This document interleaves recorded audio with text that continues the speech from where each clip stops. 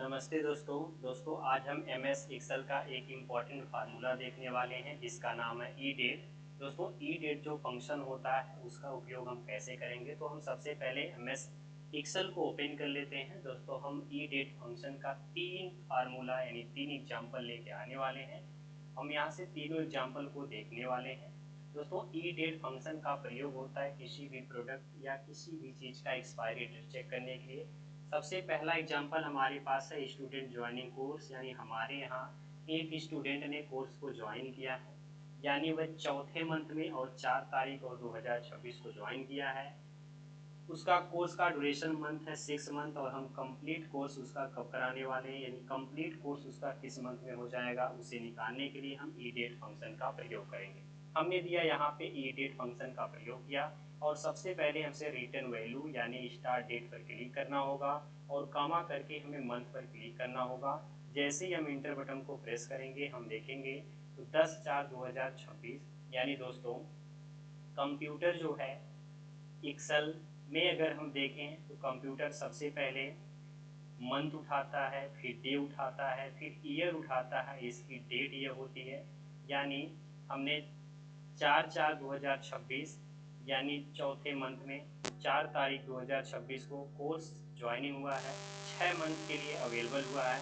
तो हम 6 मंथ बाद कौन सी डेट आएगी जिस दिन को डेट हमारी कोर्स कंप्लीट होंगे, तो वह है 10वां मंथ 4 तारीख 2026 को कंप्लीट हो जाएगा। दोस्तों अगला हमारा एग्जाम्पल है, हमने ई डेट फार्मूला फिर से एग्जाम्पल लिया है। अगला हमारा है लोन स्टार्ट डेट हमने रखा है, यानी कोई भी व्यक्ति एक लोन लेता है, वह 1/1/2026 को लोन लेता है और ईएमआई मंथ वह चेक करना चाहता है कि पहली ईएमआई मंथ कौन से डेट को आएगी। तो यहाँ से हम लगाएंगे इक्वल टू और ई डेट फार्मूला का प्रयोग करेंगे और 1/1/26 यानी लोन स्टार्ट डेट को सेलेक्ट करके कामा करके मंथ ऑप्शन पे क्लिक करेंगे और इंटर बटन को प्रेस करेंगे। जैसे इंटर बटन को प्रेस करेंगे 1/2/2026 को पहले मंथ की ईएमआई आने वाली है। दोस्तों लोन स्टार्ट डेट हमने 1/1/2026 रखा था और ईएमआई मंथ हमने 1 मंथ रखा था। दोस्तों हम यह जानना चाहते थे कि 1/1/2026 को जो लोन ली गई है वह 1 मंथ बाद कौन से डेट को अगली लोन आने वाली है, तो वह 1/2/2026 को आने वाली है। दोस्तों तीसरा एग्जाम्पल हमारा है कोई भी व्यक्ति ज्वाइनिंग डेट करता है, यानी कोई भी व्यक्ति जॉब में ज्वाइनिंग करता है, वह 1/1/2026 को ज्वाइनिंग करता है और वह टोटल ईयर 30 साल जॉब करने वाला है। हम उसकी रिटायर्ड डेट निकालना चाहते हैं।